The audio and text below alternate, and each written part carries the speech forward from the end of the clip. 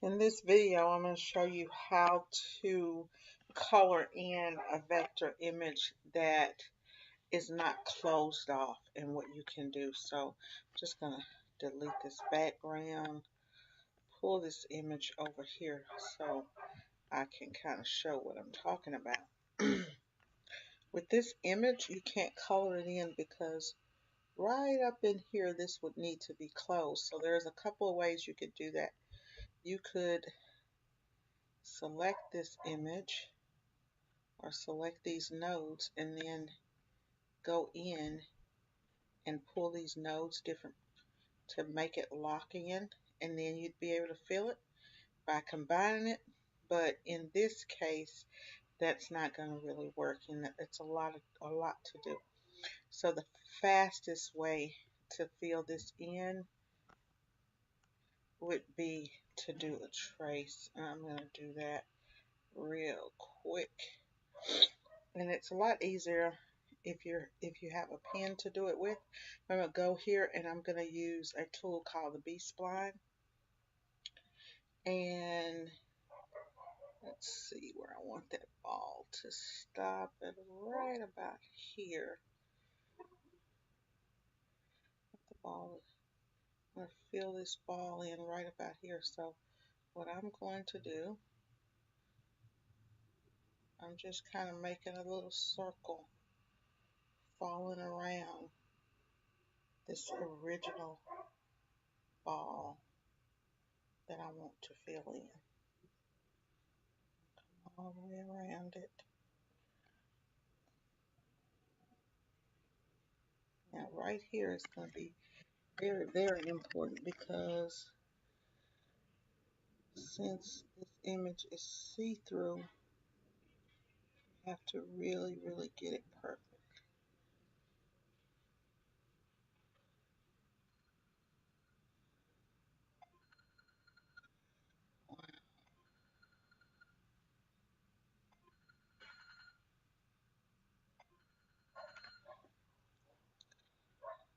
Kind of cut that off. So I'm just going to go ahead and trace around this whole thing. Now I'm doing this a little bit fast, just so that I can get it done. But you can even go back in and do some other things. So it's going to come up around here,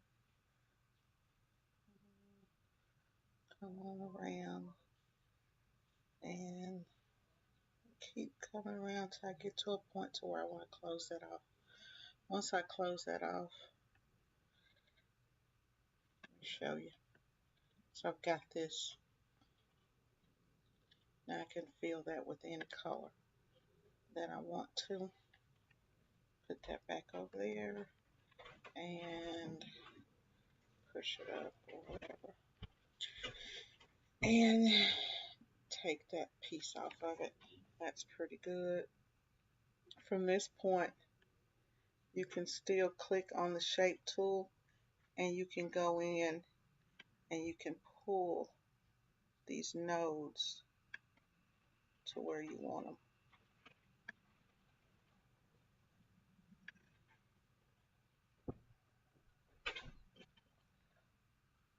Nodes out to where you want them. Since this is a kind of a weird design, it's not doesn't look like it's going to have to be perfect.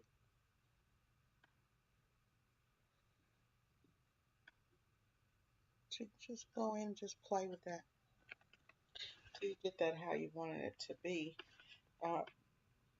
And here, I'll pull that in,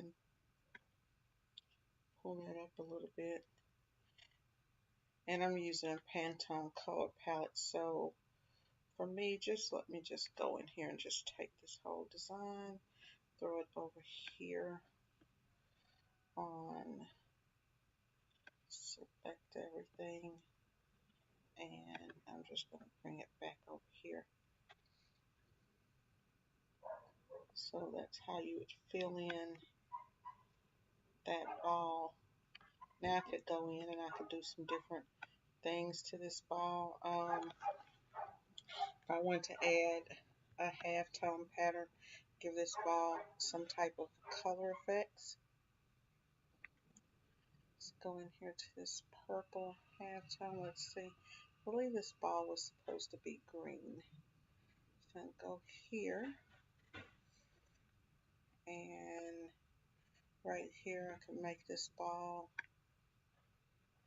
that ball green, and you see how the ball has some shading in it. And since I'm using that Pantone color, I can hit overprint the fill here. Go here. I can change all of this. I can drop down here, change that color of green or whatnot, whatever I want to do there. There are different things that you can do here with your banding and whatnot. You can even go here and change this color with the drop down. Let's say, for example, if you wanted it to be red, you could do that. So that just gives a couple of different ideas of things that you can do as far as that. Make that back white. And I don't want to use, I noticed I was using this Pantone. I don't want to use that color. Not seeing any other. Let's see here. Maybe I wasn't using my Pantone colors. Let me go here and see. Yep, I actually was. So I really want that to be the Pantone green. And postscript options. Here we go. So I've got a postscript option on here. I can take this and turn this into a line, into a dot. This would give this halftone. Let's see, let's do it at a 25 and a 25. That'll be some pretty big dots. That'll do that. And let's go here. When this prints out, this looks solid, but it would not print solid. It would actually print out as a halftone image if you did this like that. So just keep that in mind. I'm going to go back and leave it solid for you. So here we go. And let's see here. You've got the same thing that you're going to do the same thing here with those nodes. And go here again with the B-spline and just kind of tracing around this image. This is a more of a difficult image. I would normally use my pen, but I don't have my pen here today. So trace around it.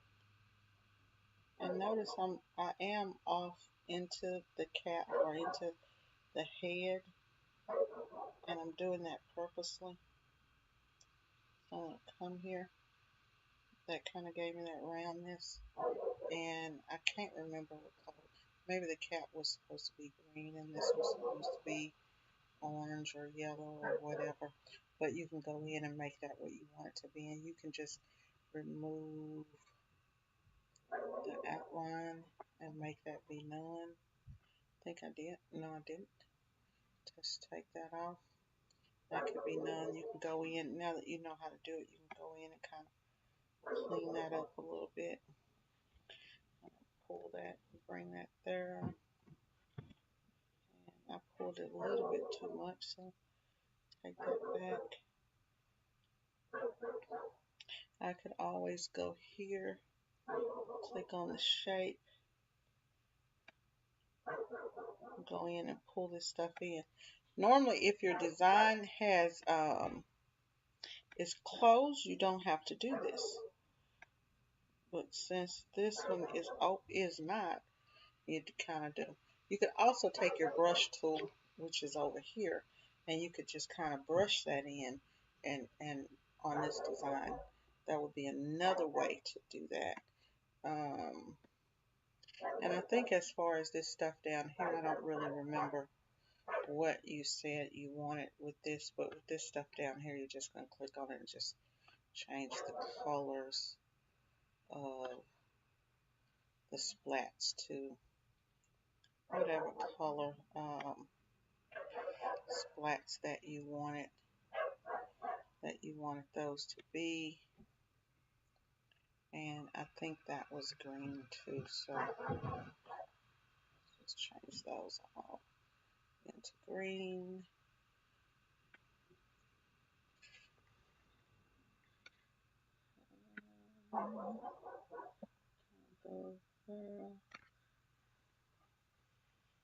Just keep on selecting them until you get them all. So that's just one of a few ways. And when you're going in and you're selecting this stuff, it's just a couple of, when you're going in and you're selecting it, as long as you see this black line, I'm never selecting this whole black line or anything that I don't want to change. If I select this whole thing, then it would show me that. Let me do a quick wireframe view so that I can see what's going on. Make sure that do this back in enhanced. I need to make sure that all of these were in spots like that, and I believe so. So that's basically it. If you wanted that spot to be that way too. So that's one way of doing it. Make them all the same color green. So that's just one way of doing it there. I'll go ahead and save this and go in and save it as a template. Basketball 23 or something like that. What happens when you save stuff as a template, and I'm just saving it as a template to show you how to do this in case you don't know. What happens when you save stuff as templates, you can choose a category. I'm just going to select other. I'm going to say OK. So now if any design that you save as template, you could always go in here and you can hit new from template. And those are going to be all the designs that you have saved as templates, and your designs are going to be under my templates. So anytime you can just go in under it and pull up a template design and go in and edit it. That is about it for that one, for this video. So let me go ahead and let me save this and shoot it back over. Just gonna save it on the desktop for now. I need to bump this back down. Now I think the person I'm doing this for actually has 2017, so I'm just going to save that and hope you enjoyed the video. I'm going to go back. I really want to go back and show you another way to do this, but I'll show you that in another video. Oh, and before I do that, let me just go in here and go to print and look at the steps real quick. Go to separations, and let me look at these steps right here. I don't need any cyan, any of this here. These are my three colors that I want to see. There's my black. There's that orange that we did, and that should be the green. So everything's set. And if I was using I was going to do anything in some halftones, and if I was had my Ghost script on, I would go in and save that way. I could go in and hit overprint. So let me go in, let me do that. So let me go here, and let me just, there are a couple of different ways you can save files too. I'll show that since I'm in this video. Let's go to print, show you two different ways to save a file. I'm go here to my independent device script manager and go into steps, uncheck all this other stuff. And right here, you'll notice this is where my auto spreading is. So I'm going to do an auto spreading, anything over there, over a point. And I could, if I had halftones or anything in this, this is where I would check it and go in here and change my advanced settings on my frequencies and lines and all of that stuff to dots. So that's where I would do that, and then I would be able to save this file and it would be print ready. That's in case you want to go up there and deal with that ball, but that's pretty much up to you. I'm going to hit print here, and I can save this as a print file, or I can save this as a PostScript file. If it had halftones in it, I'd save it as a PostScript file, but since it's a print file, I'm just going to put a test file here, and I'm going to save it, and then I'm going to go to the desktop and show you. Once I open it back up, where is that, where is that, where is that? Here's the test file, and open it up. This actually puts your steps on pages for you. So boom, boom, boom. Alrighty. Of course, I should have put some registration marks on there, but you get the idea. Alright, that's it. Thanks for watching. Hope that helps you. Okay.